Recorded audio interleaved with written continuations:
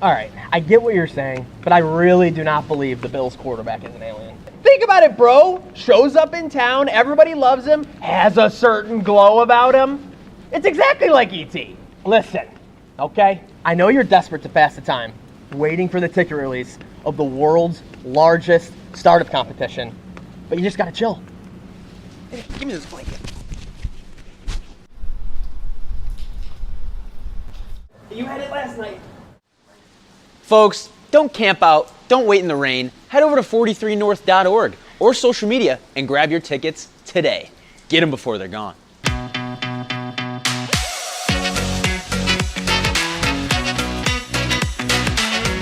I'm telling you, he is hiding in plain sight. Even think about his last name. What do you mean? Allen? That's pretty standard. Is it A-L-L-E-N or is it A-L-I-E-N?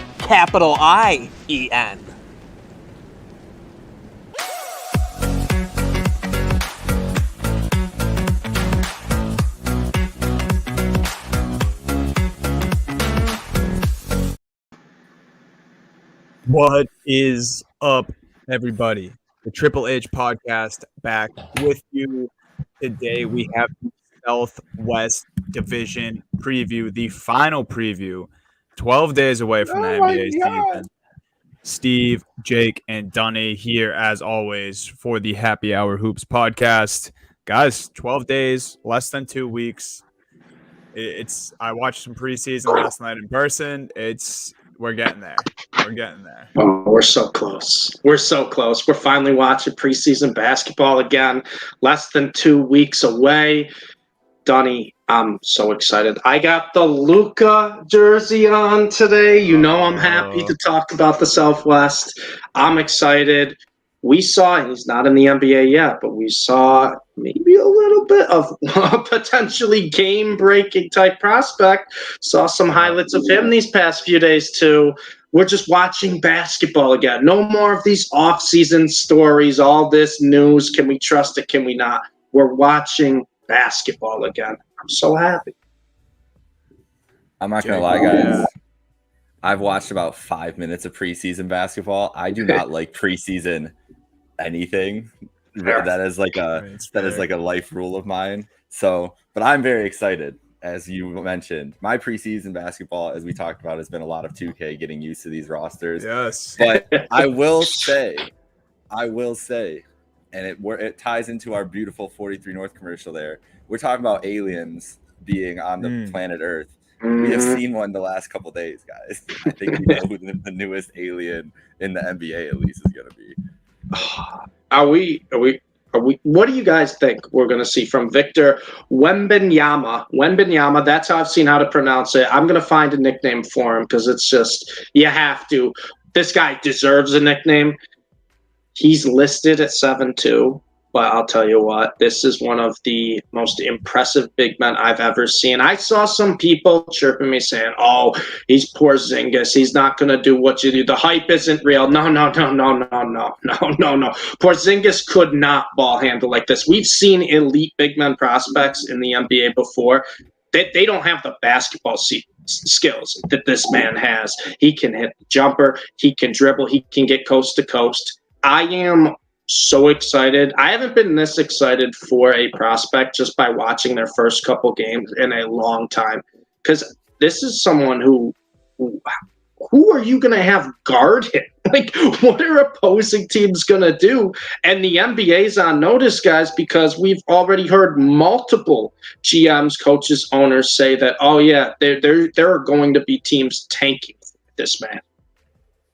The hype is real for Wembanyama. Yeah. Adam Silver's literally asking teams not to tank for him. He's already come out and publicly said it. That's bad. That's a tough look. I don't think that's going to fix anything. No. But the fact that the commissioner of the season starts. Yeah, this guy is literally making the commissioner of the NBA worried about his product. That's how good he is. That's how good he is. People within the league are willing to ruin the product of professional basketball just to get Wemby. Realistically, like 5 teams should be trying to win the NBA title this year, and everybody else should be tanking for Wemby. Yeah. there's 7 teams, 5 to 7 who have a chance. Everybody else should be like, You know what, Yeah. superstar? You have a sprained ankle. You should stay out for 3 months. Yeah, Dallas Mavericks. Luka, set the bench for a year. We'll get this guy, then we'll win the next time. That's a sneaky one. Yeah, it's really crazy. I keep like every time I refresh Twitter here, I just at first when we first hopped on before we started the podcast, it was just everything about his stat lines the last couple of days. Today he put up a cool 36 and 11 with 4 blocks, and now since we've been on here, I just refreshed the first 3 tweets I see are just him standing next to Gobert, and he's taller. He's significantly taller. He has like a whole forehead, half of his head is taller than Gobert, and Gobert's listed at what, 7'1"? Yeah. I mean, he's not 7'2". He's listed at 7'2". Oh no, this is a 7'4", 7'5" possibly guy who can handle the ball. I mean, that's the craziest part. Is it's not like you're thinking of, and I got his jersey right back there, good old Yao Ming. Yao Ming, 7'5", 7'6". My buddy and I were joking about it earlier this year because Yao Ming had some 99 overall 2K card that came out where he can hit threes, he can dribble. And I'm like, what if we see someone at Yao's size that can dribble and shoot? Well, he may not be as big as Yao yet in terms of, like body mass, but Victor is damn near almost as tall, and we're seeing someone who can dribble and shoot and move with that size, which is terrifying, not just offensively, but defensively too, Dunny. Some of the block highlights he had are unreal. It looks like one of us going to a 5th grade recess and just picking out kids that we want to swat and just sending that shit. Yeah, it's honestly terrifying. And the only thing, and it's not even like a negative thing because it's nothing he does, but I'm in a tough spot, I think. And I want to preface this by saying this is nothing negative about Wemby or Victor or the alien or whatever we want to call him. I usually hate this time of the year when there is a prospect like this and people can't stop talking about them, because we have a guy like LeBron James who kind of ruined that for everyone else. Because we've had it since LeBron's been in the league. The next LeBrons have we had, and how many of them? Wiggins, Zion. And Andrew Wiggins and Jabari Parker were back to back on a Slam magazine, and they were supposed to be Melo and LeBron. And I remember that's when it started. But I mean, we've had a 15, 20 guys probably since LeBron that we've heard that about. I don't know if anyone's gotten this much hype. I think the Wiggins and Jabari were probably the closest, and they were super hyped because, I mean, this is now when Twitter's at its peak and social media is everything right now. Back then, I literally saw it on a Slam magazine. They were the front cover. So basically what I'm getting at is usually we're disappointed. I don't think that's the case this time. I just think he looks too good. And Steve, like you said, it's not really even the stats that we're paying attention to. It's literally just watching how he plays the game of basketball. It's an anomaly. We're talking about him being the same size as Yao Ming. Go watch Yao Ming highlights. He can barely move. He was so good because of how big he was. Wemby is so good because of how skilled he is. And then the big part is just an added bonus. So as much as I'm trying not to get excited, he makes it really difficult. He drives a hard bargain.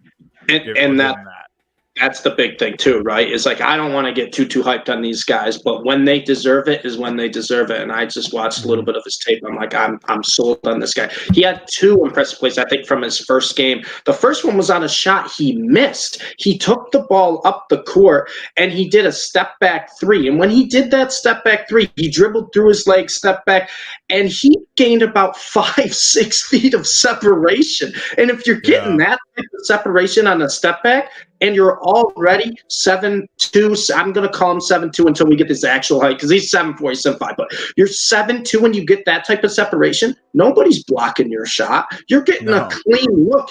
And the big thing about Victor, which I love, when we see most big men shoot threes, it looks a little clunky sometimes. It doesn't look great. Like maybe they don't jump as much or they just got an okay release. Dude, he has a shooter's release. It's so fluid. It's so fluid. Pure shooting releases I've seen. And this guy's 7'2", 7'4", whatever you want to call him. And then on the defensive end, there were, and I know it's going to be a little tougher when you're facing better scorers on the inside at the NBA level, but there were multiple times where he wasn't even involved in the play and he was the one who got made the block. His reaction time is unbelievable for someone as a prospect as raw as he is. His basketball skills for someone that's 7'2" or like taller, we've never seen before. And this is just, I can't wait. I can't wait to see the hype build on this kid, because I think we're finally past the point of all the NBA's guy not really believing in these foreign players, right? They're like, oh, the competition's not as strong out there. Let's see what they do overseas. And it's, well, like, guess what, guys? We've seen it with Giannis. We've seen it with Luka. We've seen it with Jokic. I think we're past the point now where we're doubting these foreign players. He's amazing, and this is something that's definitely going to translate to the NBA level, because the one thing you can't teach is size. And I'm saying that as a very short guy, a very, very short guy. The one thing you can't teach is size. You can't teach it. You can't teach 7'2". You can't teach 7'4". He already has the basketball skills, and then he has that size on top of there. Sign me up. I'm in the hype train. I will be officially on his hype train the entire season. I will say the last person that I want him to be hanging out with, though, before he gets to the league is Rudy Gobert. I know they're both French. I get it. Brothers in arms and everything else. But it's just a little worrisome.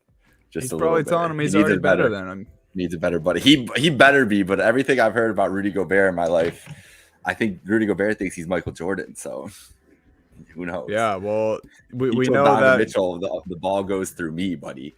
All right, let's not remember. And Victor told Scoot Henderson that he was a good player, but there's no chance he's going number one. So and I like that. I like that a little bit. I like having that confidence already. Well, you see how he has it. How could you not? Yeah. I would hope he's not lacking. If literally no one can touch you at the sport that you play, you kind of have to be that confident. I'm sure. Go ahead. No, I was just gonna say I'm sure we're gonna talk about it more when we get to the Spurs here. But yeah, finish that last thought, Jake. No, just watching him like back down people was hilarious in some of those highlights and everything else. Just like it just looks like you guys said, like it's an anomaly. It just looks absurd to see it. Yeah, it's like that. That kid in like high school or middle school. I don't even know what it was. It must have been high school, like AAU or something, when he was trying to guard Taco Fall. And he's just like looking up at him and then like looking back at his coaches, like, what do you want me to do here?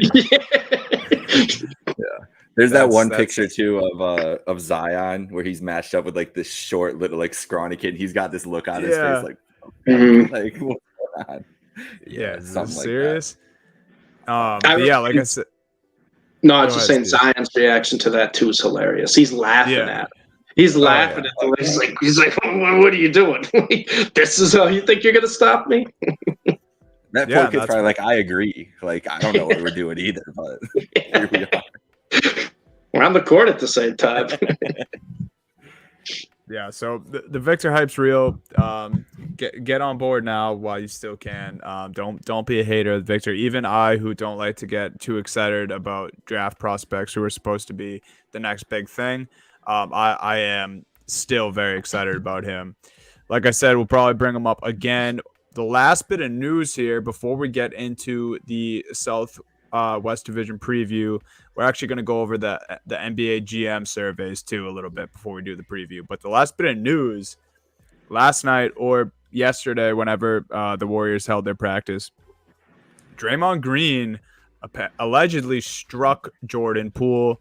The two seem to be going back and forth all practice. Things got heated. They got in each other's face, and the report says Shams was the first one who had it, but obviously it's everywhere now. Draymond supposedly struck Jordan Poole. Since then, reports have said that, like, they're kind of fine, but what did you guys think of this? Obviously pretty crazy, and I feel like the Warriors are probably the last team you thought this would come from, just because they do have a lot of personality, a lot of ego on that team. However, they're fresh off a championship, and they're one of the closest teams as far as chemistry, friendship, camaraderie, and longevity. they have all those things. So it was surprising in that sense. The fact that Draymond was the centerpiece of it, not so surprising. But what do you guys think of that? Yo, Yeah. I sent this to you guys last night. Draymond, it was apologetic, but there's a buildup stemming from teammates noticing a change in Poole's behavior with the guard on the verge of a lucrative contract extension. Wow. Who else is on the verge of trying to get a contract extension on the Golden State Warriors but Draymond Green? Right. I mean, it's realistically, they're going to pay probably one of those guys or try to split the difference between them. Draymond has said many times he wants a max contract. He's like, I will take the most amount of money, whatever. I feel like I deserve that. He shouldn't get a max. He's probably not getting a max, but I guarantee some other team is going to pay more than the Warriors are going to pay for him. So yeah, I think we predicted the Kings. Yeah, we did. We actually did. I think like last year or like halfway through the season, we predicted that the Kings would be the ones to give him the contract. And I like that. I think that still kind of holds. I'm not going to lie. So that's what it comes down to me more than anything else. Like, they're two dudes that are fighting for the same money on the same bread for the same winning organization. But Poole, I could see Poole coming into camp feeling like he's hot shit, just won a title. Maybe they know more than we know about how he spent his summer, shit like that, thinking he's all, gonna whatever naturally ascend. It's very interesting and definitely not what you want to see out of the defending champions before the season starts. No. Not what you want to see at all. And I think you kind of made a good point there with the contract, right? Because I didn't even think of that. I just kind of almost thought it was Jordan Poole feeling like he's still the new guy there. But you could tell the type of player he is. He's got a little bit of a chip on his shoulder, and I feel like it's him just kind of pushing back with Draymond a little bit. We weren't shocked at all when we hear there's a scuffle at the Warriors practice. It's like, okay, Draymond's involved. Who's the other one?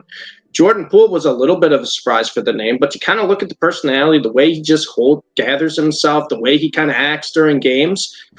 I wouldn't be surprised if he's the guy who pushes back, and Draymond won't like that. He won't like that at all. So I'm not going to get too concerned about it. They won a championship. This is the Warriors. They all love each other at the end of the day. Like, they played together for years. But Jordan Poole still is technically like the new guy, right? The new guy in this kind of culture, this bond. So who knows? Maybe it was a wake-up call for him. Like, know your place. Yeah, I'm with you that the more I think about it, like the less that I think it's really important at all. Obviously, it's a story and it's interesting, but like things like these happen in sports. Yeah. Like, think about one of the greatest basketball teams of all time, like all those Michael Jordan, Scottie Pippen's team. Like, what if you've watched The Last Dance? They went at it all the time. Jordan was Why'd they break up his though? Teammates. Why'd they break up though? Contracts and yeah, true. True, but I mean, it's the disease of me. It's Bill Walton said it. All this stuff. You start winning titles, you start getting all the accolades, everything else. Yeah, not everyone. Or disease of more, I should say. More. Yeah. Everybody wants more. Everybody wants more money. Everybody wants more attention. All that shit. Yeah, it's a good point, and like you said, that if that is what stemmed from this, and that's what's bothering the two of them, then it could end poorly. I just think this is more common than people like to admit. Yeah. And I think just because it's the Warriors, it's going to get out. So I don't think it's that crazy. My biggest thing is I'm interested to hear what Draymond has to say about it, because he's the pod dropping, baby. Right. He's a guy who has his own podcast, and he loves to be critical of literally every single other person on this planet, dude. Whether it's the old media, another player, someone he just flat out just disagrees with, and he has to go on his podcast and tell them they're wrong, and he can never be wrong. I'm not saying he shouldn't have his platform or his podcast or be critical of others. Be critical of others. I don't care, Draymond.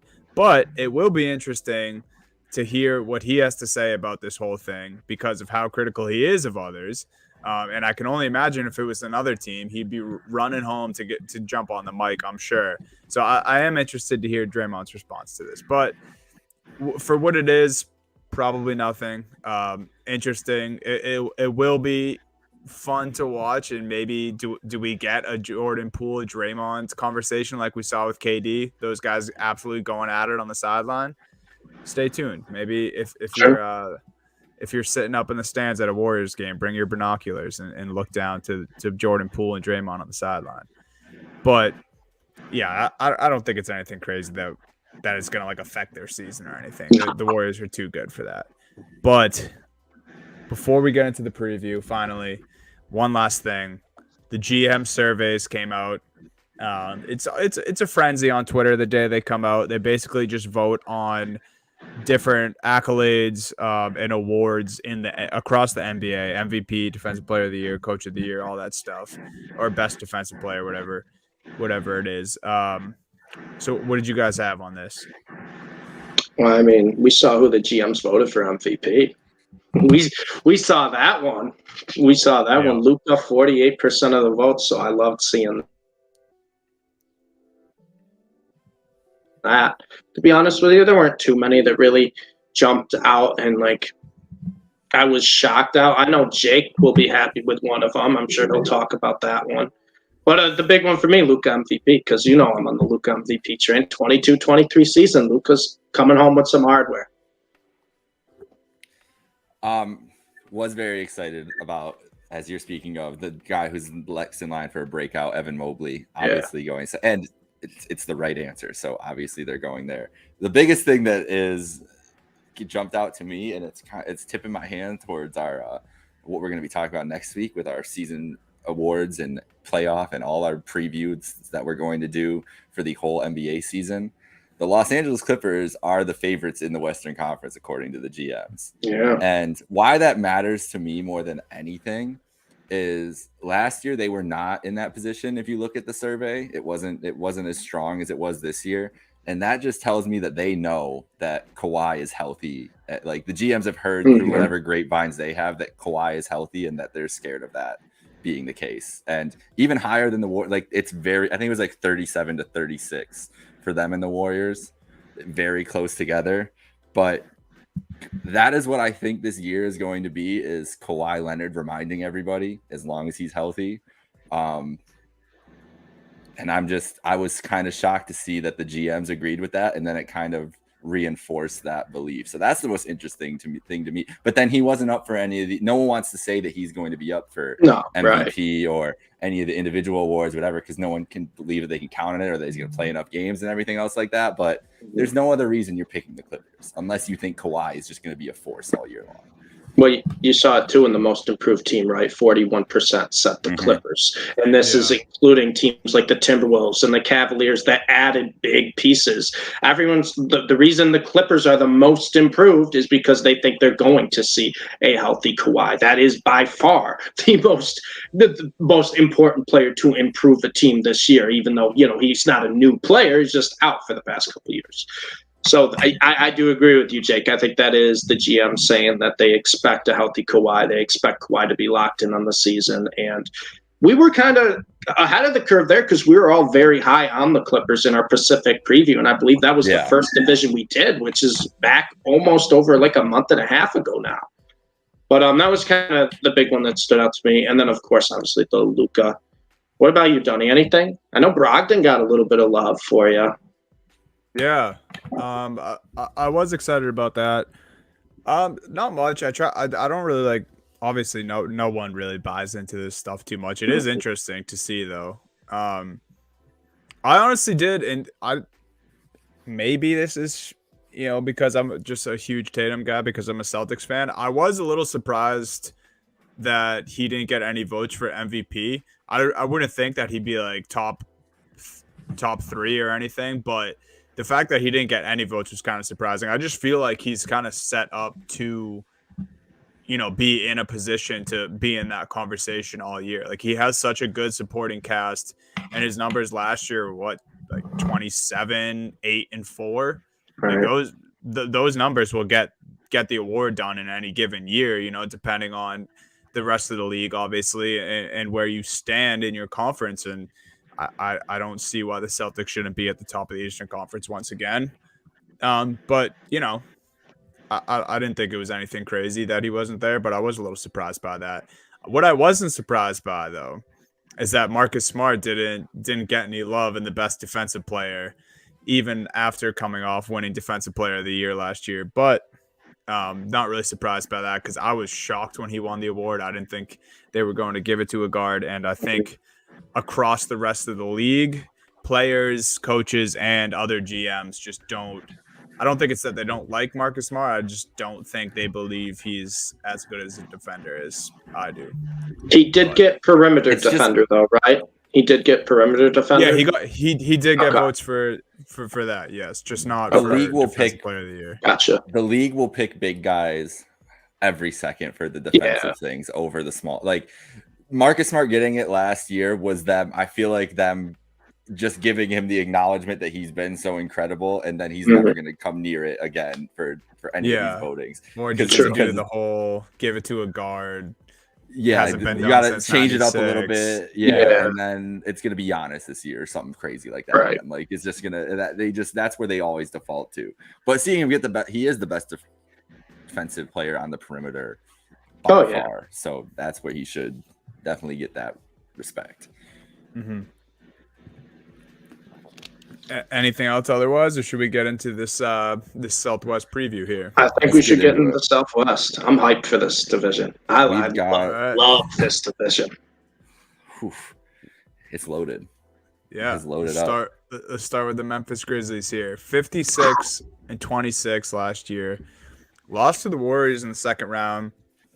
Some drama in that series. Draymond having fun, going back and forth with the Grizz. But yeah, very exciting. Over under for this year, 48.5. Steve, start us off. What are you thinking? Over. This Grizzlies team. I think they were one of the most impressive teams in the second half of last year. You just kind of saw how they grew.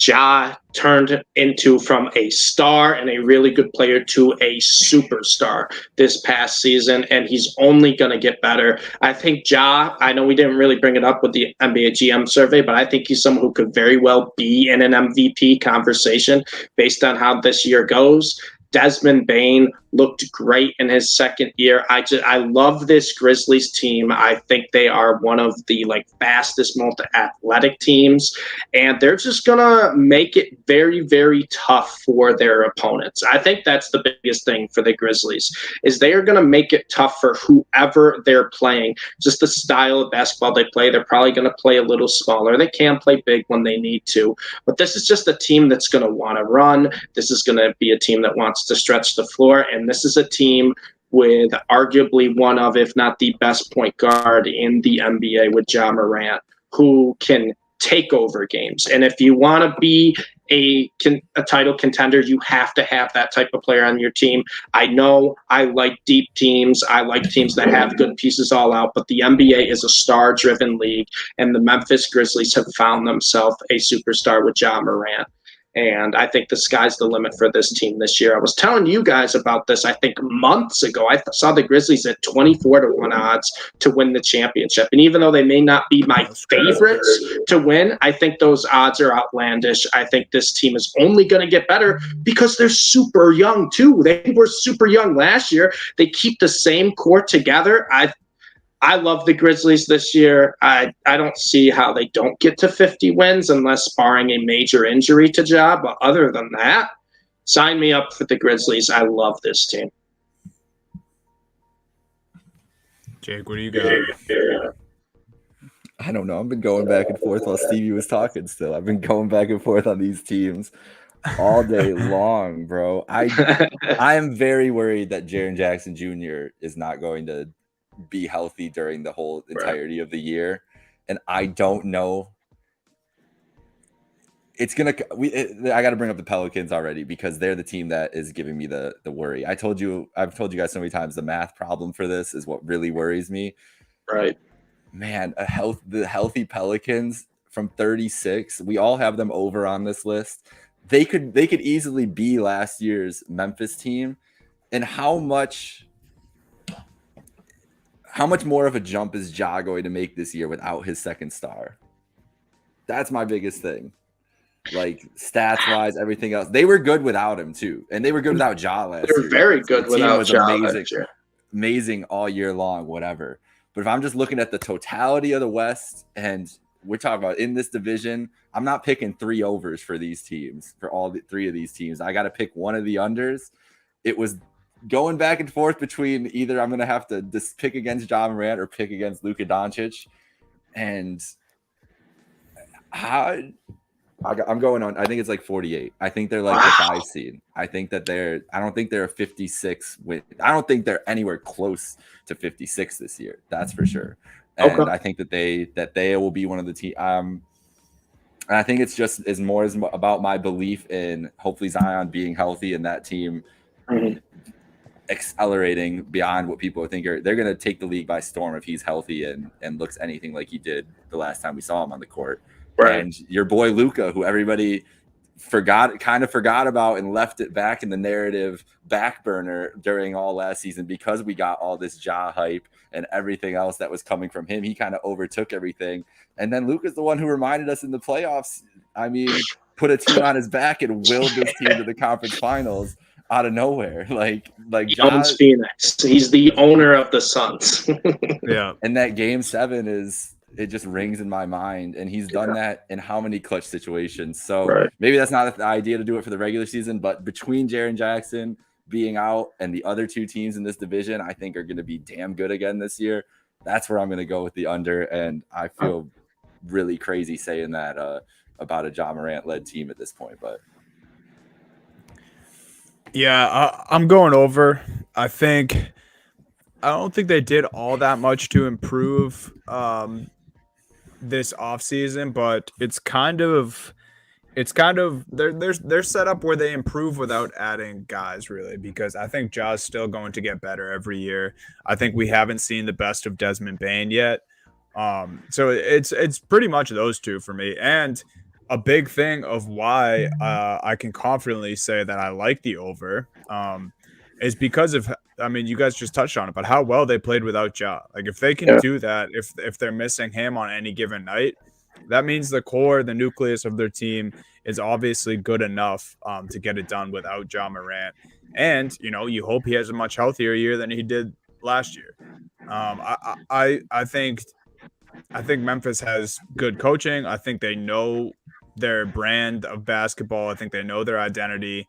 They're a year older, more polished. Like I said, Bane and Ja are the 2 dudes who I think elevate this squad. So yeah, I'm taking the over here. I think too, and it's very underrated, but Danny Green might actually help them a little bit. Yeah. Adding Danny Green, they could give them, some scoring coming off the bench, a little bit of defense there. I think Zaire Williams takes a step up this year. He's still super young, and he's a rookie I liked a lot out of college. I think he's going to be good. And Brandon Clark and Dylan Brooks, for what it's worth, are the 2 of the most just underrated players in the NBA because no one talks about them, but they just do what they need to do for this team. So I get the concerns with Jaren Jackson, Jake. I completely understand it, but I feel like the Grizzlies are almost in that, and I don't want to put them in this category yet, but almost in that next man up type of category where if Jaren Jackson misses some time, it won't bother him. When Ja Morant missed some time, it didn't really bother him. Desmond Bane turned into the primary ball handler, scorer, whatever. So I'm not too concerned with the Jaren Jackson injury. Could be, important, but I don't know. I just like the culture that the Memphis Grizzlies have established, and I think all credit to that goes to the coaching staff and also Ja Morant for really kind of getting this team chemistry together. And I think that they brought back, they didn't really have a lot of new pieces, and I think that almost benefits them because it's the same team. They're growing together. Yeah. They're all young. They're growing together. Yeah, that's kind of where I'm at. So we're just gonna do one burning question per team here on this preview. Steve, why don't you hit us with it? What do you think? So you guys know I'm very high on the Memphis Grizzlies. I think sky's the limit for this team. I think they showed a lot at the end of last year, and then they're battling the playoffs with the Warriors, which was probably the worst matchup they could have got, but a great battle. So I think, what do you guys think the season expectations are for the Grizzlies this year? And is this the team that could add a big piece, maybe middle of the season, at some point to the season, to, kind of jump them up into the playoffs? Because maybe they do need another guy. Maybe they would like to have a stretch forward or something that they can give the ball to in the playoffs. But do you think, the Grizzlies are going to add a piece? And do you think this is a team that can win the championship? Like, what are the expectations? Because I think this team is, if they're close enough, they're going to go for a championship this year. They're going to try to get someone. Jake, you take that.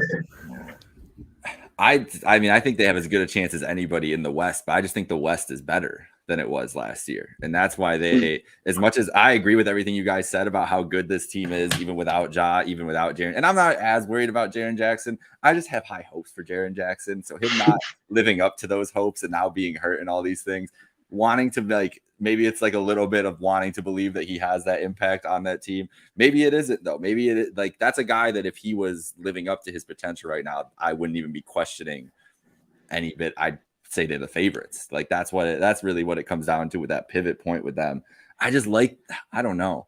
I don't know if I can say that I think that they're a favorite to even get to I would have the Warriors and Clippers in the conference finals and be a level ahead of everybody. I have this Grizzlies team more in that range with Denver and Dallas and those types of teams going into this year. So I think that they can compete. I think they can contend, but until I see them get over that hump or be consistently as dominant as they were last year, those two teams are just gonna take up my headspace and the airspace for me with the Western Conference. So you think basically same thing as last year, right? Second round exit for the Grizzlies?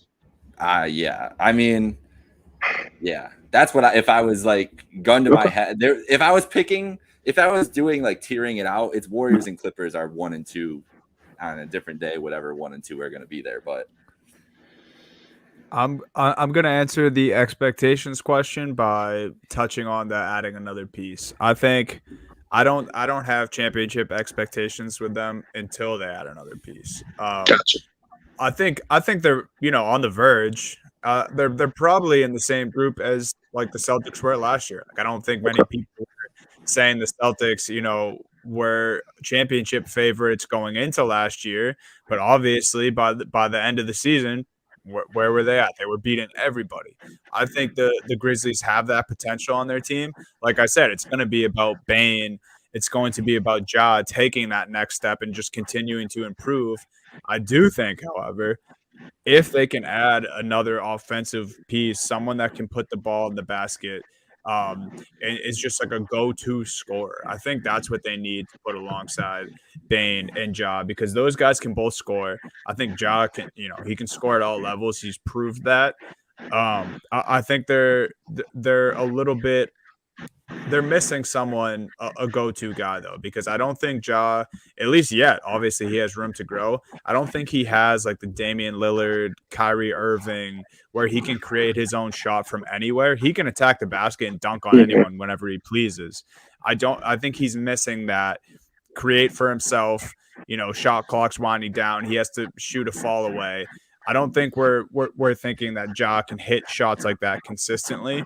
And I think a best player of a championship team kind of needs to be able to do that, or you have to have a guy that you can go to in moments like that. I don't know if there's a guy on Memphis that does that right now, and it could be Ja. Like we're saying, he's still growing, he's still getting better every year. I wouldn't be surprised if Ja Morant comes out and is that player this year. But those are my expectations. I think they're a piece away, but I'm not saying it's out of the realm of possibility that they go and grab that piece and make the finals. That's completely fair. I kind of like that. I think Zaire Williams will take a big jump this year. That's all I'm going to say. That's my college basketball in me coming out a little bit. But I think Zaire Williams will take a jump. And we did see flashes of Jada in the playoffs start to create his own shot a little bit. We did see flashes of that. And if there's anyone, Dunny, in an offseason that can really just add something to their game, Ja's on the short list of players that I would put on that list where he can just add something to his game, just working on it all off season. Yeah, his dad probably texted him and told him he sucked and needed to work on that. you guys hear that? What I think it was when he went on Part of My Take. Actually, he was telling like Big Cat and PFT that his dad would just like text him after games and be like, "You suck, like get better." It's been that way. That's his a good whole life. motivator. Yeah. And hey, it's working. It's clearly working. Yeah. that's like beyond tough love. But yeah, it like you said, it works. So yeah, maybe his dad's been in his ear about being a closer in games. So we'll look out for the Memphis Grizzlies. Me and Steve taking their over. Jake just under. He's saying for the win total. It's just math, 48.5. guys. It's no hate. See, Stevie's been trying to get me in trouble with Meerkat, saying I know, we're Nuggets haters, and it's not. It's just math. They all can't win 50 games. I can't pick. I know. 50 game I know. Come on, Steve. I know. What are you doing I've here? been taking unders too. Jake here has the Lakers probably 60 wins, but that's where his math's off. 54. It's reasonable. 54. See, 54. exactly. Listen, That's where the math gets off. Anthony Davis is ready to be a demon this year, and that is fact. That is fact. Y'all forget about Anthony Davis. Oh boy, here we go. Y'all I forget. haven't forgotten about the brow. The next you can't, because you probably have like a million tweets from like 2017 to 2016 to 2018 asking for Davis to come to Boston. For Anthony Davis. Yes. Yeah, for sure I do. The next team also has an over/under of 48.5 wins. The Dallas Mavericks, someone who has already proven they can create their own shots. Luka Doncic. And the Dallas Mavericks, they lost in the conference finals to Golden State, as we know, after embarrassing the Phoenix Suns, like Steve talked about, the owner of the Phoenix Suns, in quotes. What do you guys – I'll start with the total. I think the Dallas Mavericks are going under 48.5. I think we might have – I don't know how this came up recently, because obviously we haven't talked about this team until now. But I feel like I said this recently on the podcast that the Dallas Mavericks just did not get better this offseason. At least in my opinion, and if they did, very minimally. So yeah, it's as simple as that. They won 52 games last year. I don't think they got all that much better, and the West as a whole got a lot better. I think Luka needs more help, but I just don't see it. I don't see them hitting that 49 mark. I got the jersey on, and I feel ashamed saying this, but Donnie, I'm with you. I'm with you with the under. I really am. I feel bad because I'm going to root for Luka every game. I want the Mavericks to be an elite team, and I think Luka has that type of superstar ability where he can take over games and carry them on his back, but I'm with you. I don't think they got better. Losing Jalen Brunson is big for this team. Regardless of what you think of Jalen Brunson, he was that guard depth that they needed when maybe Luka was in foul trouble or Luka was getting double, triple teamed or whatnot. Jalen Brunson was able to take the ball up the court. And he was the type of guy, sorry about the sirens, guys. He was the type of guy who really the Mavs relied on as that secondary ball handler. And I don't know if Spencer Dinwiddie's going to be that for the Mavs this year. I just don't. He's been too inconsistent. I like Dinwiddie, but I'm just not completely sold on him. And they added Christian Wood. We've already seen that the Mavs don't want Christian Wood to start, which is just stupid. I don't know why you don't want him to start. But Christian Wood is not a good defender. And that is the one thing the Mavs need help with. They don't have any good defenders down low whatsoever. And now they add another big man. So, yeah, he can shoot outside a little bit. Christian Wood definitely better than the other big men they have at scoring, his offensive abilities, rebounding. But he's not a good defender. And as much as I love Luka, Luka's not a great on-ball defender either. Like, the Mavs just don't have a great defense. They lose guard depth. And I don't know. Luka can only do so much. I mean, it's Dallas, so maybe they add someone at some point. But for now, with this roster, I look at it, and you know how much I love Luka. I know they're getting Hardaway back, but I'm going under. I just don't see them as a 50-win team because I think there's so many other teams in the West that got better where the Mavs maybe got worse. Hardaway coming back, huge for them. Huge for them with the Brunson stuff. Huge for them, just the perimeter defense. Definitely, he's definitely on the plus side on that. And I think that was not mentioned enough last year when people were talking about Okay. Dallas for the injury trouble that he had, just because that's how high I think he's probably still a little overpaid for what he actually is at about 19 million, but maybe not even. Maybe that's about like the exact kind of range he should be at this point. I think he was overpaid and has played up to that standard and think that's going to be huge. You're right about Christian Wood. Don't know what's going on there, but is it weird for me to think that he's more reliable than Porzingis is? No, not at all. And that, so it's kind of an upgrade. It's kind of an upgrade. I mean, yeah. It is like if you're talking about Porzingis comparatively, who had such a huge role in this team, I'd rather have Christian Wood in that.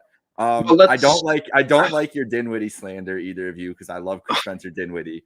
So no Dinwiddie slander is allowed. That is completely biased. I don't care. Love him. He's making 29 or 20 million in Bitcoin this year, and he's living the dream, bro. I don't know. I just think Luka, if I had to pick between, this really comes down to when I was telling you guys earlier with Memphis. It really came down to, am I going to pick Luka or am I going to pick Ja to lead one of these rosters? This is definitely a worse roster. Yeah, I think the Grizzlies roster is much better. If you take Ja and Luka just away from the teams, I think Grizzlies a much better supporting cast, right? It would be a mess. But this is one of the most fun, like, who do you want to start your franchise questions with, Luka or Ja? I think I've seen that a bunch. I've had that conversation with people, and I pick Luka every day of the week. I think he lifts these tides, and I still think that he's got room. He's shocking. I mean, bro, like he's got room to just fucking keep having more effect on the game. He almost averaged 30, 10, and 10 last year. Like, and theoretically, I still think he can be more efficient. That's the craziest thing, is he can be more efficient and be one of these have one of these transcendent seasons and be this transcendent player. And I think last year, all the attention that came off of him and all that shit, that's what led to that playoff run, because he felt disrespected by everybody all year. People calling him fat, calling him lazy, saying that he didn't care, all this shit. And the dude came out. What did he do? Went to the conference finals in a season where no one expected them to do so. I just think internal motivation, don't know anything about these guys, and I know Ja has definitely been in the lab all summer, definitely driving to get better and everything else, but if we're talking chip on your shoulder and things like that, like Luka has heard everything for the last year. True. And then is still not getting talked about after he took this team during the playoffs to the heights no one thought they were going to be. I just feel like he's going to come out on a mission, like, and the GM survey is informative to this too, because I wonder what they've heard about Luka in the summer. And we've seen what he was able to do in some of the Euro Cup games and everything else. Looked incredible. I don't know. It's just a bet on Luka, and I don't feel bad about betting on Luka Doncic to carry a team. I think he can. LeBron carried worse rosters to win all the time, and I think Luka is potentially at that level of team lift of benefiting teammates and everything else. Yeah, I just think the only difference there with the LeBron to Lucas, just the other teams around weren't as great. Really, where LeBron kicked those Cavs teams. I just mean is stacked. That's my biggest worry. And I'm the biggest Lucas supporter. I'd be all for that if he carries this team again. I just think at some point you're asking the guy to do too much, and I just look at the roster around him, and I'm like, Luka missed some games last year. He didn't play every game. If Luka misses some games again, they don't have Jalen Brunson anymore. I don't think that Dinwiddie can fill that role that Brunson did. Dinwiddie never really had to. He never really had to play without Luka and Brunson. So that's, I think, my biggest concern. And I don't know. I mean, I think the Mavs could be a 50-win team. It wouldn't surprise me. But I look at the West, and I look at so many teams that got better. And the Mavs didn't in my eyes. And that's not taking anything away from Luka. I'm going to bet him to win MVP. It's guaranteed. But like with Jokic with the Nuggets, you can only do so much with the talent you have around you. Yeah, I was just going to say the same thing, Steve. It's like it's not that I don't think that the Mavs team will be good. It's just, if I'm gonna put my money into numbers, it would be that Luka, has an MVP season more so than them guaranteeing to get to 50 wins. Mm-hmm. What do we got for a burning question here, gentlemen, about the Dallas Mavericks? We kind of covered a lot there, but Who wants it? I gave the last burning question. Why don't you guys take it? I think we just covered everything because mine was just about how, and it was kind of the same that you had for Memphis, just how serious of a contender this team is. But I think they're all in the same spot as we talked about Memphis being, that they're just, it would take more to get them to that point where they're in the NBA finals and you're like, oh, and they definitely are a team who should be and probably is looking to add any piece next to Luka Doncic. I still think Brad Beal been on their radar for a minute, especially now that he has this contract and is a super max and everything else. Wouldn't help them defensively, but I mean, I don't know how you would stop those guys. Yeah, you can't game plan for that, man. Yeah, I don't know how you could deal with that. But somebody along those lines, this is gonna be the Draymond spot. He's gonna end up in Dallas. Him in Dallas. Hey, that would be actually a nice fit. That kind of those two would the amount of trash talk that would come from that basketball team would just be absurd. Here's what's gonna happen. Luka's gonna sprain his ankle after the Mavs start 4-6. Cuban's gonna shut him down for the year. They're gonna draft Victor, and there we go. Mavs dynasty is set. Get out of here! No shot, bro. Luka and Victor would be. That's my 2K building a Mavs franchise next year. They gotta get somebody. Yeah. It's a shame that Luka has not had a top flight teammate at this point yet, and it's hard. It is hard to do. Still early. It is early. He's still young. I mean, it is early. But Booker's had him. Booker's got CP. Mm-hmm. Ja's had him pretty much the whole time. Jared, at least theoretically. Zion has had Ingram pretty much most of the run at this point. Luka's never had anybody close to it. Their try was Porzingis. I mean, we were talking about it was tough, man. It's a tough comparison. I mean, they tried at least, right? They tried. It didn't work out because. Yeah. How good did you feel about that though when that happened? The most optimistic. When it initially happened, when Porzingis still had the hype, I thought it was a decent fit. I thought defense was going to be a disaster, but I thought it could be someone who could really help Luka with a secondary scorer, a guy could take over games, because we saw it a little bit with Porzingis and the Knicks when he was healthy. It's just injuries kind of added up, and he's one of those guys just never improved. And he's a psycho. It is his family is out fighting people in the streets of Latvia. So that too. He's just that's what I was already out on Porzingis maybe more than anybody else when he got traded there. And thought it was probably the worst influence to put with Luka Doncic, and maybe that's why Luka showed up fat. Who knows? He was looking pretty husky last year. I think he would admit that. It was the James Harden diet. It was a cheeseburger from time to time. No shame in that. No shame in that when you're doing what you're doing in the playoffs. People tried to say that he was drinking a beer before Game 5 or 4. With Boban. Boban. That's underrated too. No Boban. Luka's buddy's gone. That's really sad. That is really sad. I don't like that. He's on a different team now. We'll talk about him. We'll get there. These were two interesting teams to have back to back, because it's I think I wouldn't be surprised if I saw the Mavs get to the finals, just because Luka willed them there. But I don't think Memphis, unless they make a move, is able to get there. But I like their win total over, and I don't like the Mavs win total over. Same here. Yeah, it's just, I mean, this division in general is interesting, and mostly just these top three teams, obviously. But let's get to this third squad: the New Orleans Pelicans, the Pels, the team with Zion Williamson on it. 36-46 last year. They won a play-in and then lost to Phoenix in 6. They have their guy back. They have Zion. He looks way less fat. He looks pretty jacked, honestly. Ingram had a hell of a season last year. They have young standouts that make their team super exciting. You got GTA, you got Herb Jones, you got Jackson Hayes, who I actually really like, and I think he gets overlooked a lot. But yeah, I really like this Pels team. 45.5 is the over/under. Where are we at here? This is the easiest. Yeah, this is the easiest bet of my life. It's a no-brainer over. Yeah, not even a question. Not even a question. Go ahead, Steve.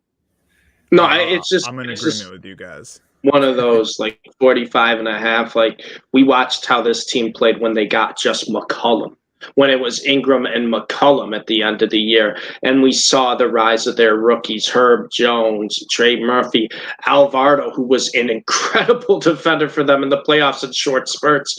I mean, I love the culture the Pelicans have. This is a feisty team. And they're getting Zion back. Regardless if you think Zion's going to be full strength Zion or it's going to take a little bit, do people forget what Zion was doing? Do People's they just attention spans that's are something gone. that just people forgot how dominant he was on a basketball court years ago? Like they're getting that guy back. They're adding him to this team. We saw how great McCollum and Brandon Ingram were as a duo. They weren't giving the Suns all they could handle. And now you get Zion back. And not to mention, too, you want to talk about the perfect role players around these three guys? The Pelicans have it. The Pelicans have it. You guys know how much I love Herb Jones. You got Valanciunas, who's good for 20 and 20 some games, where he's just going to get 20 rebounds and help you. We talked about Alvarado. We talked about Trey Murphy. You've got, I mean, I just look at this roster. You just go down this roster. It's a good roster, and you're adding in, and I know I'm being a little optimistic here, but a potential generational type player with Zion Williamson.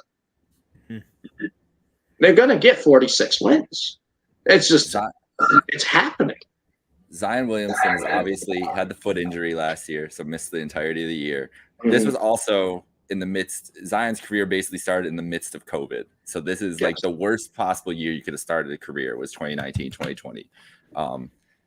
But so far in his career, he's played about a season, 85 games, and he is averaging 25 points and 7 rebounds in a year of basketball. 85 it's going into his basically his second year of full seasons, averaging 25 points a game. And just everything you said about that. This is a nice little stat that Pro Basketball Reference just gave me. You ready for this? Zion Williamson scored 362 points in the first 15 games of his career. There are only 3 players who scored more points in that time frame. One of them is Michael Jordan, greatest basketball player of all time. Bernard King and Terry Cummings also in there. Behind him, Allen Iverson, Shaquille O'Neal, Brandon Jennings. Great pull. What an electric. What a name. This is the impact he's had though since he started, since he came into the league, was be able to be effective. They were running point Zion at one point, and it was terrifying. It was just terrifying. They're not going to have to do that with the presence of McCollum and Ingram and everything else. I just think if Zion's healthy, this team, he is one of the top 5 forces in the league, like comparable to anybody. You could give me any name. I would put Zion's potential up there with them. And this team, as long as he's healthy, and I'm anticipating he will be, should flourish. Yeah. Something I'm getting excited for, and just like thinking about Zion and Ingram and McCollum playing together, is it's going to be awesome when these guys are on like late night primetime national TV and they're just beating up some night on some of the other juggernauts in the West. Like I looked it up to see when the Pelicans and Lakers first play each other. November 2nd. Well, I think I'm guaranteeing a Pelicans win on November 2nd. Wow. Lock it in, folks. I think I just like I can just picture it. Like I can just picture LeBron and AD, because the rest of that starting 5 in Los Angeles is not anything to write home about. I can see them getting stunned by Zion. Brandon Ingram with a chip on his shoulder. The Lakers kind of just letting him walk out the door when he was a young buck. He is a lot more polished. Zion, he'll be an issue for the Lakers on November 2nd. And I'm really looking forward to that. And it's not just the Lakers specifically. Obviously Zion, LeBron, that's going to be must-watch TV. But even all these, the 2 other teams we've just talked about, Denver, Golden State, like they're going to be an interesting team to watch against these other good teams in the Western Conference, because much like you guys are saying, I feel like people are just like forgetting how good Zion was. People are forgetting how good the Pelicans just were a year ago without Zion. Now they get him coming back. He's in the what seems to be at least the best shape of his NBA career by far. Oh, he looks probably yoked, the man. best shape of his life. He's never looked like this. He's never Right. looked like that. Yeah. Because even in high school, in college, like it was just it still came so easy to him then. Like he didn't have to be in shape. We obviously found out he has to get in better shape, and he took it a step further than that. I mean, he looks fantastic right now. Yeah, but Pels have nothing but good vibes. I'll tell you what, when the Pelicans go small, they play 3 guards and they have Zion and Herb Jones as their stretch forwards. Who's matching up with that? Who in the NBA can play with that type of athleticism in the front court? And not many teams, I'll tell you that much. And Herb Jones is the perfect complement to having 3 scorers like Zion, Ingram, and McCollum. Herb Jones, he'll take 4 shots a game. He won't care. He'll take a couple open threes. But he's Zion's just going to be a dog. Zion's going to be a force defensively too.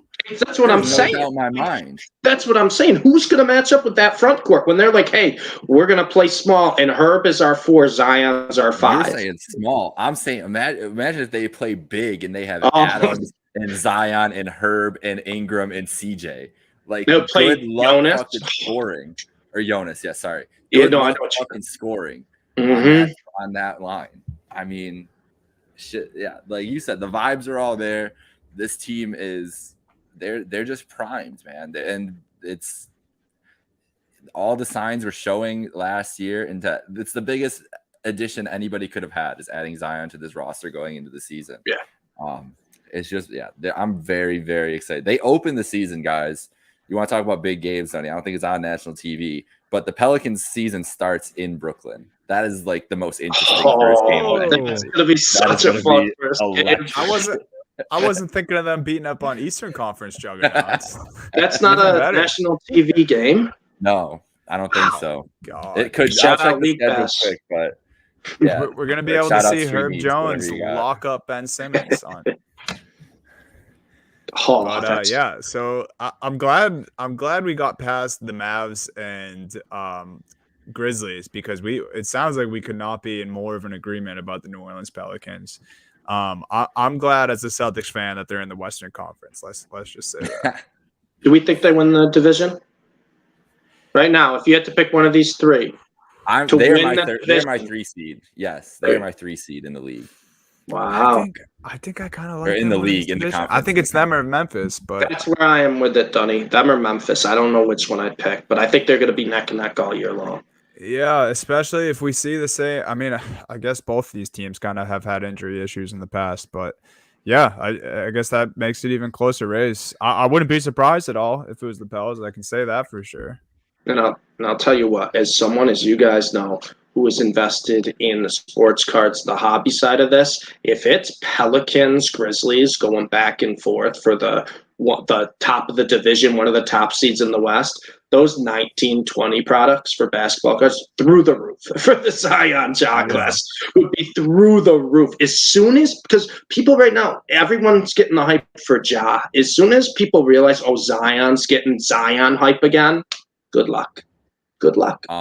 That one of the points I wanted to make about this division is I do think that Memphis New Orleans is like the next great NBA rivalry, like divisional rivalry. I don't know if that means either of them are going to win finals back and forth, anything like that. I just think we've seen teams get nasty with each other within the division. I think the Clippers and basically the Lakers and Warriors, everybody they've had beef with, the Suns, they've had good. Obviously, the Celtics and Sixers is probably the preeminent one divisional rivalry right now going on in the league. In the past, we've had like I just think that there's an opportunity. They're not that far away. They're both like the Southeast, like on the verge of Southeast, Southwest, really just the South, like the 2 of the teams down there. I think that that's potential to be special. That would be such a fun rivalry too, because they were the top 2 picks in that class. Oh, exactly. It plays out perfectly. All right, we good on the Pelicans here. I want to get into the Houston Rockets.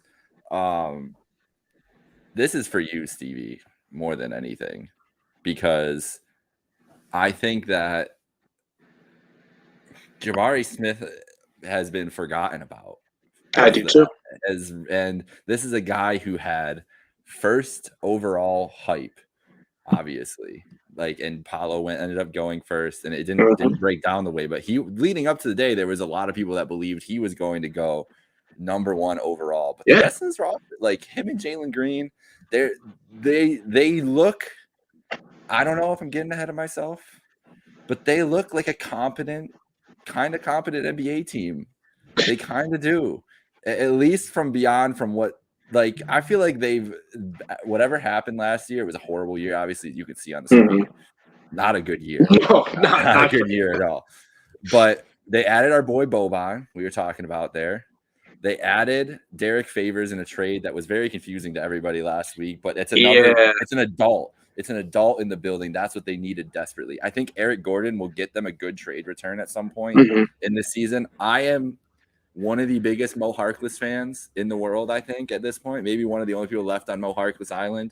Still think he's going to be a contender at some point, but who knows? Another year of Sengun, who had so much love last year. Your boy, Ty Washington.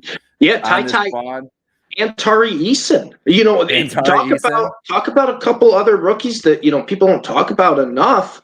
I mean, obviously you talk about Jabari, kind of been forgotten, but Ty and Tari Eason were guys that had a lot of hype in college. I mean, this team's young, Jake, right? Let's not lie about it. It's a young team. Yeah. But they are not. They were devoid of talent last year, and now there are pieces in place and all over the roster. I feel like. And not to mention, too, and take this what you will, but Josh Christopher was getting raved about in camp in the preseason. They're raving about him. And we talk about the rookies last year. I think one of the deepest rookie classes we've seen in a while, obviously at the top with Scotty, Mobley, Cade. I don't think there was any rookie who improved as much or as quickly from the first half of the year to the second half of the year as Jalen Green. I mean, it was a night and day and night type of situation. It was. He turned up. First half of the year, it was like, he's really struggling against NBA defenders. He can't really find his shot. Second half of the year, it's like this guy could drop 30 any night.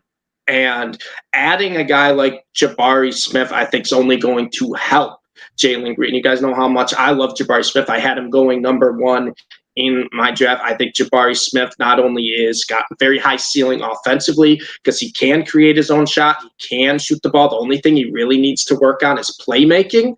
But defensively, he might be one of the best defenders in the entire class as well. And that's something this Rockets team needed, because if anyone, and this is just probably a certain section of degenerates, watched Rockets games last year, it was like they didn't try on defense. It was like, we're going to try to beat you 130 to 120 with a bunch of guys who don't deserve to start an NBA roster. Now, add in a few defenders. You said they added Favors, who kind of helps just being, you know, a veteran presence. A lot of young talent. Sengun maybe has a bigger role this year. They're not going to be a great team, but the win total is 24, Jake. That's low. I think they can get there. I think they can get to 25. That's low. I think they can get there. I think it's close, but I think they're maybe a high 20s, right around 30 win team. And this is me. I'm a very big fan of Jabari, so I'm a little more optimistic here. But I'm excited to see, regardless of how the Rockets are, I think Jabari and Jalen Green can be a sneaky duo in the league this year, where they're just both going to put up numbers. You guys are talking me out of my under here. I'm over too. I'm over too. Everything's. When you were gone, I was just raving about how this roster looks. Like an NBA team again. That's the thing. It pained me to take the under earlier when I did this, because I like all the guys you've been talking about. Jake, I was away from the camera. I heard you talk about Mo Harkless. I love Mo Harkless as well. I love big Mo Harkless guy. Everyone loves Mo Harkless. I used to take him in all my 2K associations, hoping because he always had an A+ potential for some reason. So we always get nasty. They got Kenyon Martin Jr., who is just for now he's mostly just a name, but he's still so young and obviously has the talent. And this is gonna sound weird because I I guess I'll just stay to my under pick as much as I think I honestly think this team could smash the over if things work out. But the way I see this team, they're a year away from being the Pistons of the Western Conference, in my opinion. Like that, they're just young up and down their roster, Yes, bunch of talent, but a lot of it's raw. Like I think we love Kevin Porter Jr. I think we love Jalen Green's talent, but like you said, Steve, like Jalen Green looked like a different player from the first half of last year to the second. We saw that there's still some inconsistency there. We saw that he can be sloppy at times, but he turned the corner. Obviously, KPJ, it's kind of been that way his whole career. I think he has dazzling games where he'll stun you, and you check the stat sheet, and he's got a triple double. Other games, he's either in foul trouble or he's just completely out of it and has poor shooting nights. And then Jabari Smith, he was pretty much the alien before Victor walked around like 8 months ago when we're talking college ball. Like no one could shut up about Jabari Smith. You got to love the talent. We said it on here, right, Dunny? We said it on here about Jabari Smith. He's Ben Simmons. If Ben Simmons wanted to try to shoot a basketball. That's what his ceiling could be. And anyone who knows basketball was like, if Ben Simmons would develop a shot and turn into a shooter, that's one of the best players in the league. And that's what we were talking about last year when we were just talking about Auburn and college basketball. Like, that's the potential he has. But I think you're right, Dunny. It's a young team.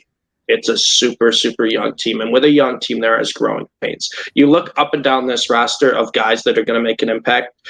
You have Jabari, who's 19 years old, right? He's a baby still. Jalen Green is 20. Josh Christopher, 20.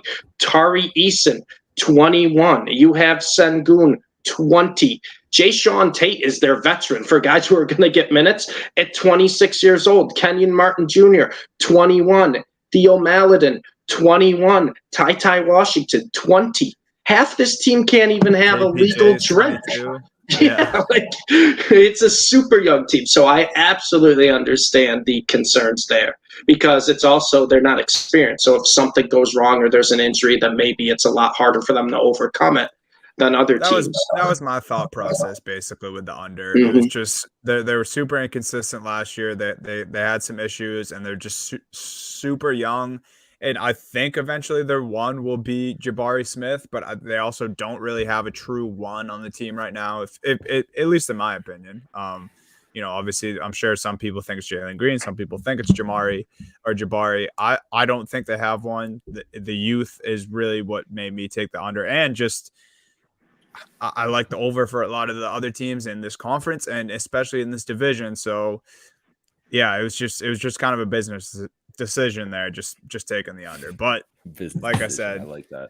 Excited about the Rockets roster, excited about this young talent. And I love that you mentioned Josh Christopher because I like weirdly find some players in high school and he goes by Jay Gupp on Instagram.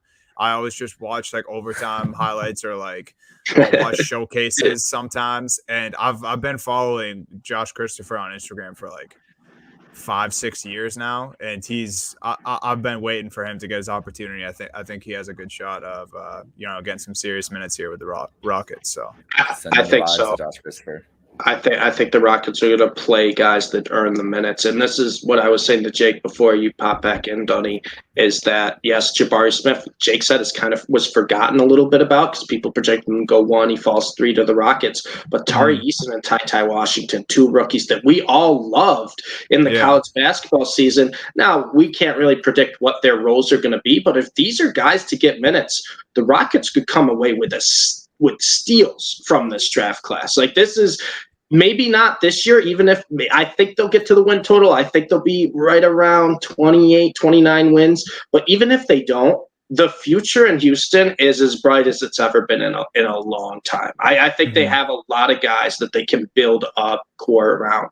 It's just a matter of will Jalen Green and Jabari Smith become those superstars that they hope.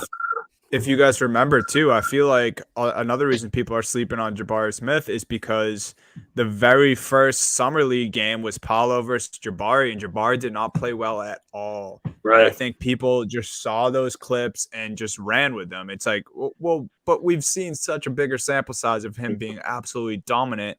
and he's only 19 years old.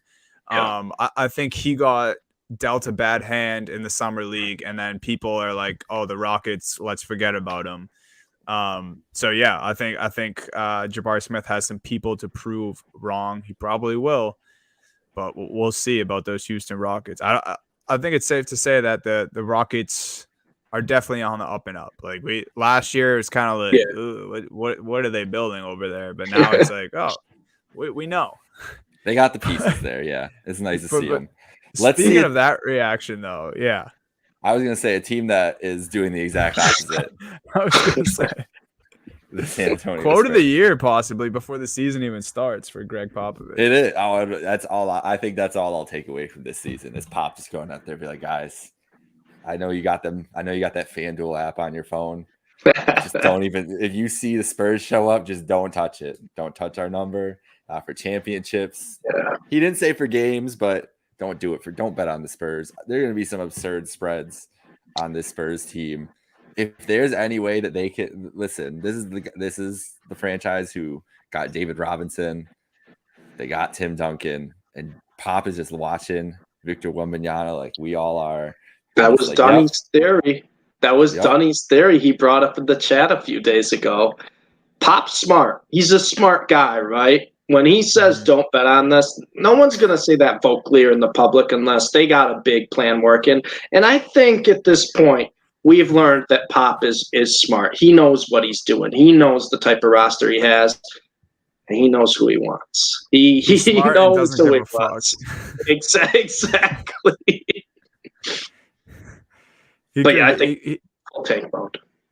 Yeah. I mean, they have to, right? Like, it's like what I just said about the Rockets last year. It's like, what the hell are they even building over there? It's the only possible answer. They have no pillars. They have no core. Like whatever you want to call it.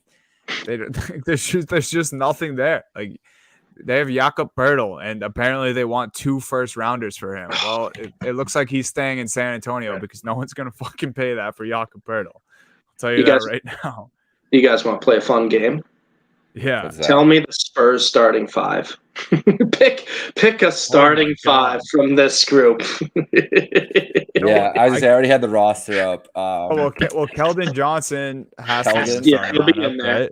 Yep. Josh Primo. They're gonna give Josh Primo. Josh Primo will be in there. What about Vassell? Do we think Vassell will be in there? Who's running point then? I feel like Trey Jones has to be in there. Oh man. Come on, guys. My guy Romeo Langford has to be in the starting lineup. I refuse to do that. I actually love Romeo Langford. Poeltl will be in there. That's the 5. Poeltl's the 5. Poeltl's the 5. Right? Do you think they start Collins? Who would be the 4? When was the last time Zach Collins played basketball? I don't know. But he's getting paid $7 million a year, which is 3rd highest on the team. The Blazers must have given him that deal, right? Yeah. Yeah, Josh Richardson and Doug McDermott are their 2 highest paid players. What about Roby at the 4? Yeah. I can see that. There's so many. They have so many guys like at the same talent level as Roby, and that's not good. I don't like any of these options. Trey I wouldn't want to start any of these get players on my good basketball team. Well, none of these guys are starters. That's the problem. That's why there's no I'm just looking like there's just nothing. I don't want to start. You could tell me any starting combination. Just be like, it's trash. I think Jakob Poeltl and Keldon Johnson would be the only guys who could start on other teams. I don't even think it's a guarantee that Keldon Johnson would start on other teams. So Dougie McBuckets and Richardson have to start just because they got the money. Like that's just experience. One of them. I think one of them. Yeah, starts. I think one of them will start. I honestly like Josh Richardson off the bench for this team. I mean, sure. It doesn't matter who comes off the bench. They're going to be playing every night when they're down 40. They're going to be running 15-man rotation. John, you're not kidding. They're going to be like the first NBA team in years that has like 13 guys playing, and they're all playing 20 minutes a night. Duncan might play, bro. They might just throw Timmy out there, just be like, "Hey, bro, you want to get a run in?" Like with his braids or dreads, whatever he's got going on now. He's going to show him up one game. He's just going to put up like 15 and 11, and he's be like, guys, come on. But what the hell what is Pop's MO, dude? Because if he tanks and gets Victor, like, is he just gonna coach until he's like 90? No, I think he's setting it up for Timmy. That's I what think I he's thought setting it too. up for Oh, Timmy. That's what I true. think I was gonna too. say, but he's not gonna want to walk away once he sees Victor in person, dude. You know how That Pop may is. give him He's Well, a gonna few fucking years. Popovich- love Pop will it. probably have a Popovich few is years never- with Victor. Yeah. Hold up, though. Pop is never not going to be. He might not be the head coach, Mhm. but Yeah. he's going to be like the czar of the Spurs forever. True. Like he's going to be basically Pat Riley, where he's not coaching, but we know where Tim Duncan's getting all his directives from. It's from Pop. He's gonna be like a Sith Lord in Star Wars. They're just gonna have a hologram of him like show up. Yeah, at exactly. practice and On the stuff and team sidelines. meetings. That's what's going to be going on. It's just gonna be a hologram of Pop pacing, but he's really gonna be at home. What more legacy could you leave than an alien 7'5" basketball player? I know. You know the franchise is in good hands. And you From know deep- Pop is gonna want to have his hands on it. Like he's gonna be like, yeah, this is mine. I This is- drafted him, This, and this then he'll shiny new retire. toy is mine. Yeah. Oh, and yeah, he's from overseas. Yeah. Pop would say something like, we knew about this guy when he was 10 years old. We Yeah. had this plan in mind for 8 years to get him. Tony Parker told me about him before he retired. Fuck, man. The Spurs. Yeah, I know. I mean, I think we already said it. I will it's not under. watch one Spurs game this year, though. It's I under. guarantee you. Even if they play the Cavs, even if they play The only the Spurs Lakers, games I'm watching is when they play the Celtics. I will. I watch wouldn't that. even do it. Take the night off, Dunny. You got 80. You got 80 games you got to watch instead of 82. That's how I would treat the Spurs this year. If the Spurs beat your team, you should be ashamed. You should just give it up for like the rest. I think you should be eliminated from playoff contention. Dude, we're gonna Spurs see beat you. we're gonna see some outrageous lines for Spurs games. I was just thinking Spurs that, yeah. at Clippers, it's gonna be like Spurs plus 28 and a half. Like, what are we doing? Like, this is professional basketball.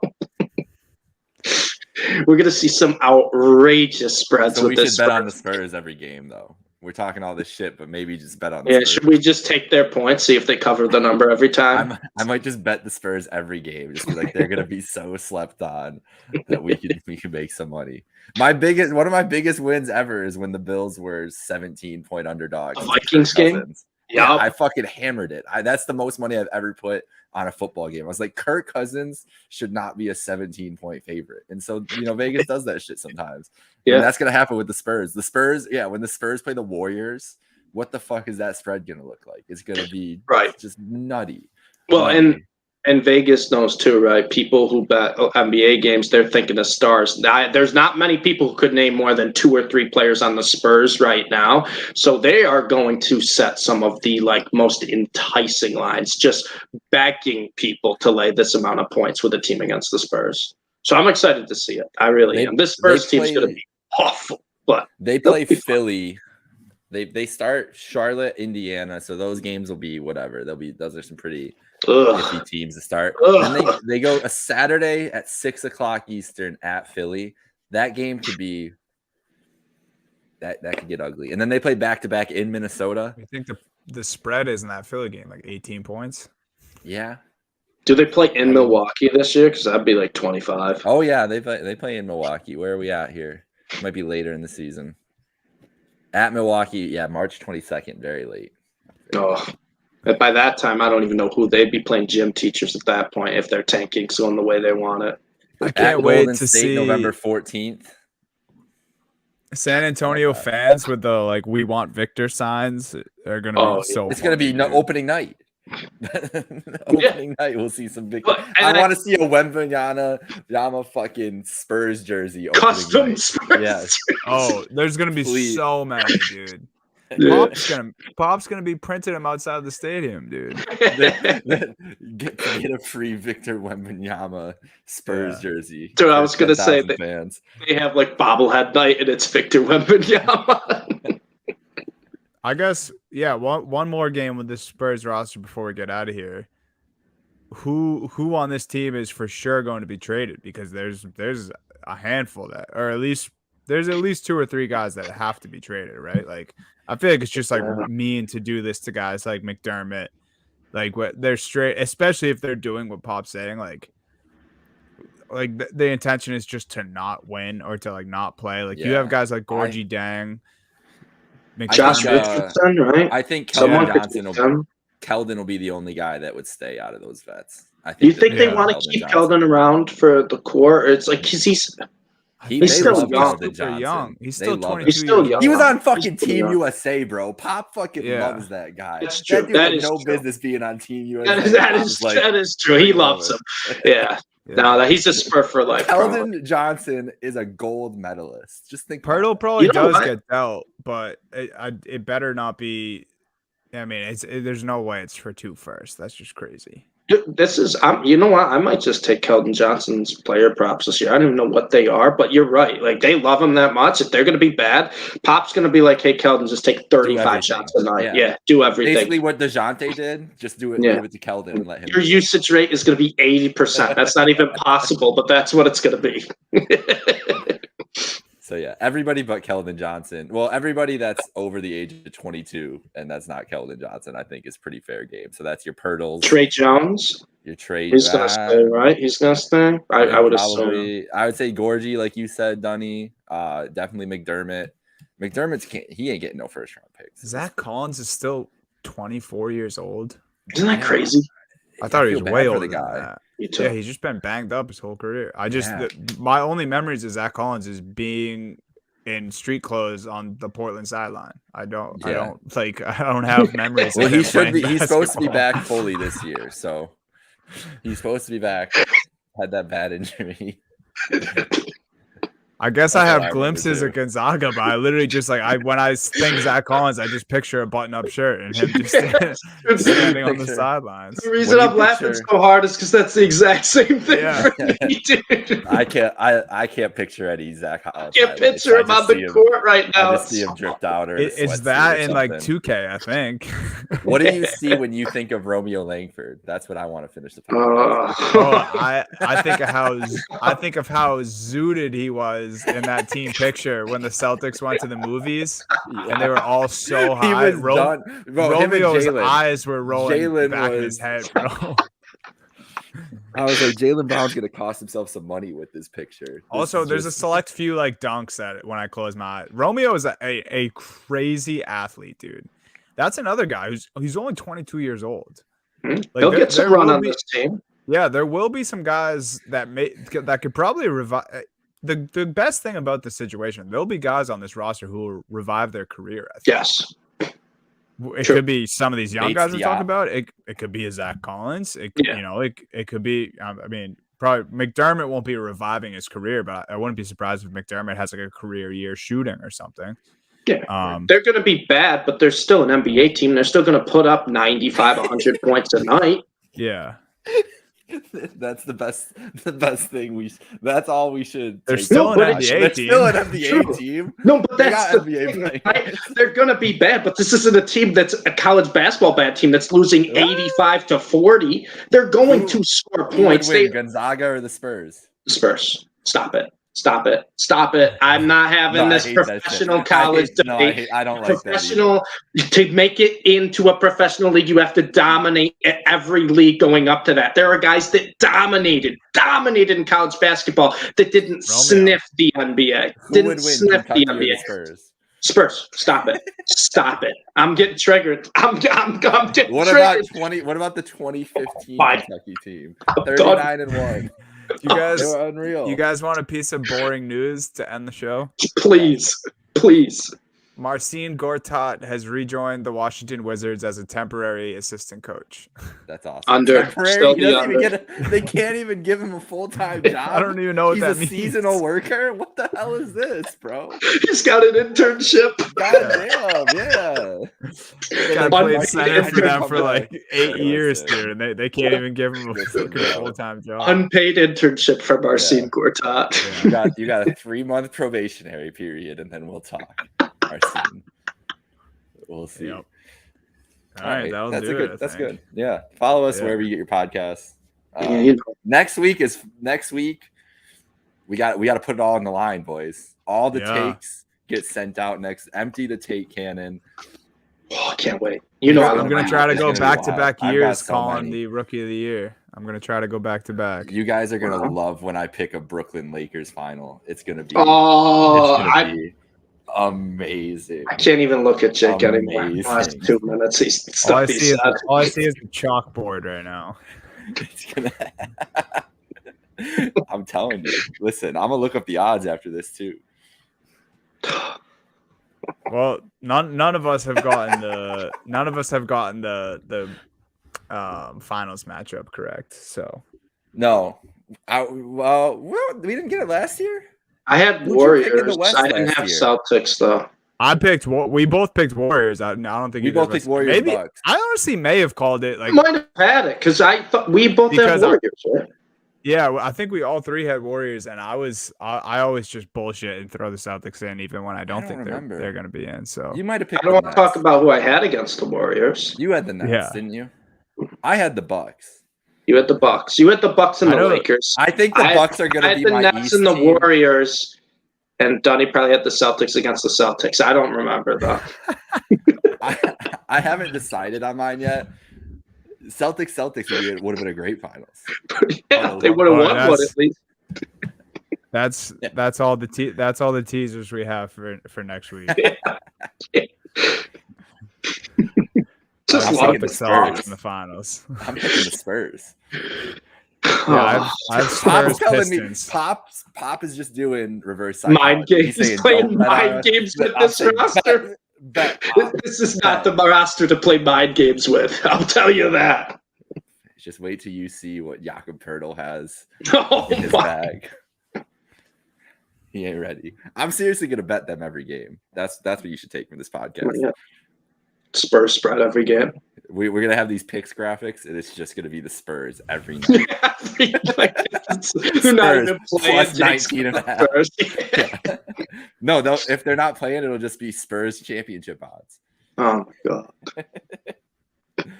All right, let's get out of here. Yeah, we're done. We're off the rails. See you, everybody. Later, guys.